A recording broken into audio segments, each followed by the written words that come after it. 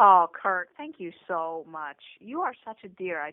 Man, your love and congratulations just always hit straight to my heart. I so appreciate you. Thank you for what you and Steve have done to get our message out in the world. This campaign would not have been a New York Times bestseller without you two. I just want you to know that. Like, no way. We were not making it with our list. We weren't somehow getting the 14-day challenge to connect with our list. A couple thousand, but like the 10, 11,000 that we sold here, that was through the Facebook ads. Like, that was all Facebook ads. Oh my gosh.